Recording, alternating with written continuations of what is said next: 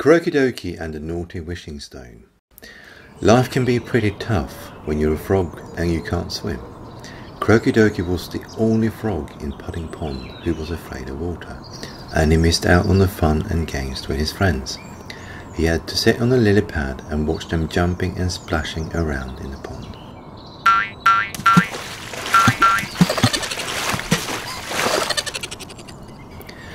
Marty was a big white swan who lived in the banks of Pudding Pond.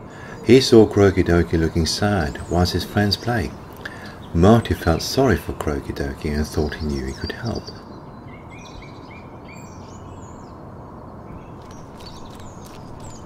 "I think I know a way how to make you learn to swim, young froggy," he called. Croaky Dokey lit up and he felt a burst of excitement. "Can you teach me to swim, Marty?" he asked. No, I'm sorry, Croaky Dokey," Marty replied. "I could only teach another swan to swim, but listen carefully. If you can get to the island in the middle of Pudding Pond, you will get the wishing stone. It is yellow on one side and pink on the other. You must only rub the stone on the pink side and you will get a good wish. The yellow is the naughty half of the stone, and rubbing that side will bring you bad luck.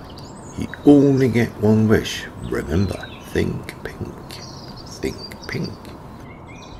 A greedy little toad named Slimy Fisher had been lurking near Marty and Croaky Dokey, listening to their conversation. He wanted to steal the wishing stone so that he could make a wish for himself. Suddenly, Marty and Croaky Dokey heard a splash, and they saw Slimy Fisher leap into the water and swim as fast as he could towards the island to find the wishing stone. As fast as lightning and without thinking, Croaky Dokey leapt onto a lily pond, and after the toad he paddled his way over to the island.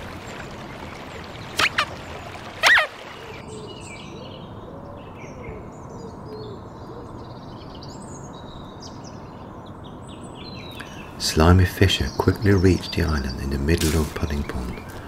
The bright pink and yellow stone was easy to find, and he grabbed it with his slimy wet fingers.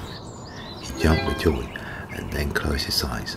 Rubbing the stone, he quickly wished for a crown so all the toads and the other creatures at Pudding Pond would know what a princely toad he was. But a strange feeling came over him, and his silliest looking crown appeared on his horny head. It was much too big, and it slipped down over his eyes so he couldn't see. He looked so foolish. Instead of getting a prince's crown, he got a fool's crown. By mistake, Slimy Fisher had rubbed the yellow side of the wishing stone.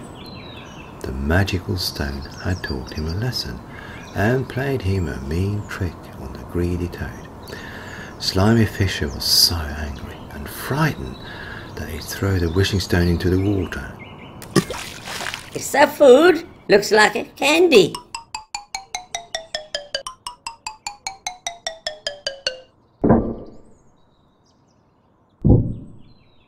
Crawled up onto the island, calling out for someone to help him to get the horrible crown off his head.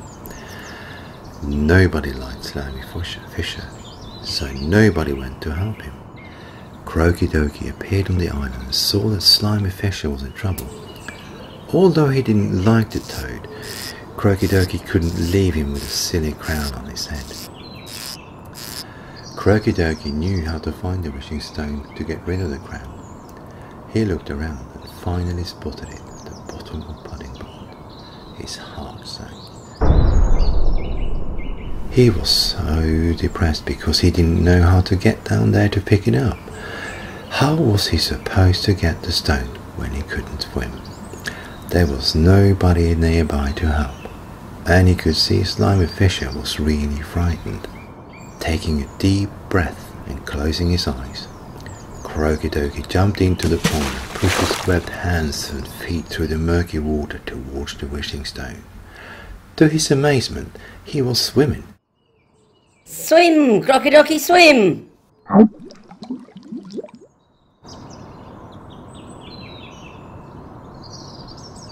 Panting, Croaky Dokey crossed his fingers and made a wish. He could hear Marty's voice and he said, "Think pink, think pink." He rubbed the pink side of the stone and a strange feeling came over him. The crown on Slimy Fisher's head had vanished and collapsed on the floor, relieved to be free of the horrible hand. "Thank you so much, Croaky Dokey. I'll never make a selfish wish again," he said to the frog.